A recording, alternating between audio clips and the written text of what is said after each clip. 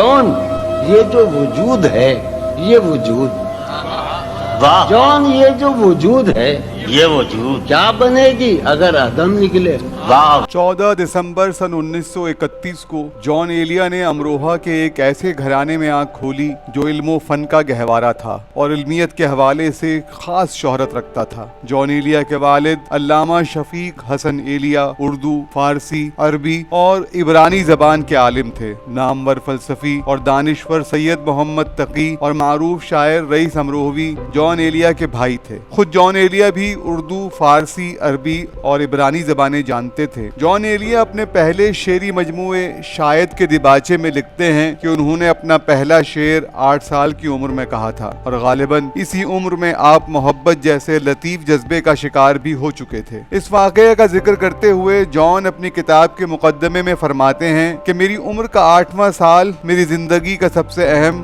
और माजरा परवर साल था। इस साल मेरी जिंदगी के 2 सबसे अहम हादसे पेश आए। पहला हादसा ये था कि मैं अपनी नरगिसी अना की पहली शिकस्त से दो चार हुआ, यानी एक कत्ताला लड़की की मोहब्बत में गिरफ्तार हुआ। और दूसरा हादसा ये था कि मैंने पहला शेर कहा, चाह में उसकी तमाचे खाए हैं, देख लो सुर्खी मेरे रुखसार की।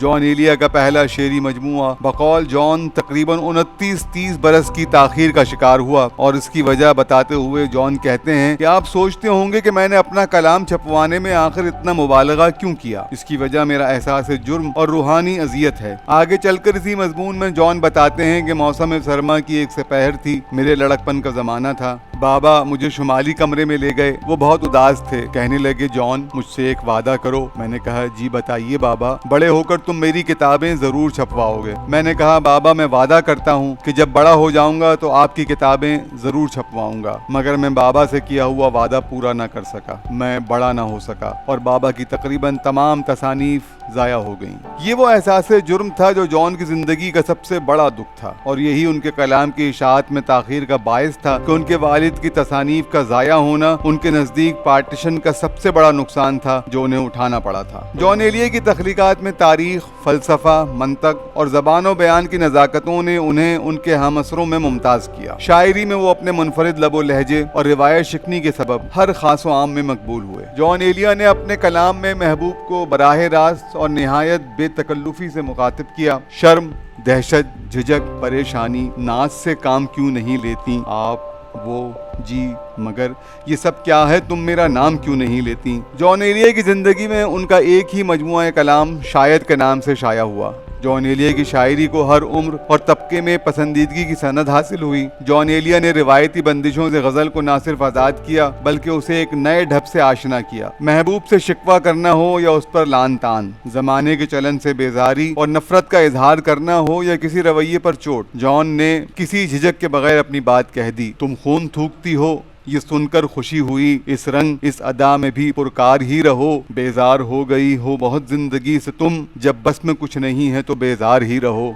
इलाज ये है कि मजबूर कर दिया जाऊं, वगरना यूं तो किसी की नहीं सुनी मैंने। जॉन एलिया मुसन्निफ और मुतरज्जुम की हैसियत से भी पहचाने जाते हैं। जॉन एलिया एक तवील अरसे तक माहाना डाइजेस्ट में इंशाइया भी लिखते रहे जो कारीन ने बहुत पसंद किया। जॉन मुशायरों की कामयाबी की जमानत थे, उन्हें सुनने के लिए सामीन उनका इंतजार किया करते थे। मारूफ शायर और जॉन के साथियों में शामिल डॉक्टर फैयाज वैद साहब का कहना है कि जॉन को लगता था कि जॉन जब इस दुनिया से चले जाएंगे तो याद नहीं रहेंगे। जॉन कहते थे कि अपनी शायरी के जरिए फैज अहमद फैज रहेंगे, उबैदुल्ला अलीम रहेंगे, मगर जॉन को कोई नहीं जानेगा। मगर आज की नस्ल शायद फैज या अलीम को इतना नहीं जानती जितना जॉन को जानती है। जॉन अपने मुनफरिद लबो लहजे, दलेराना तर्ज इजहार के बायस आज भी जिंदा हैं और हर नया शेर कहने वाला जॉन के अंदाज में शेर कहने और पढ़ने की कोशिश करता है। मगर जॉन अपने आप में एक ही थे। वो बिलाशुबा पिछली सदी, मौजूदा सदी और आने वाली सदी के फलसफी और शायर हैं। उसकी उम्मीद नाज का मुझसे ये मान था कि आप उम्र गुजार दीजिए, उम्र गुजार दी गई।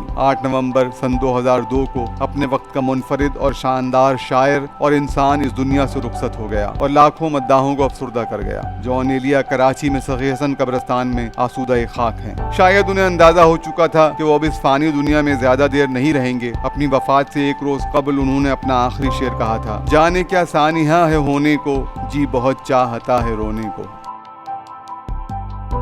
मज़ीद खबरों और अपडेट्स के लिए जुड़े रहिए खबर वाला के साथ।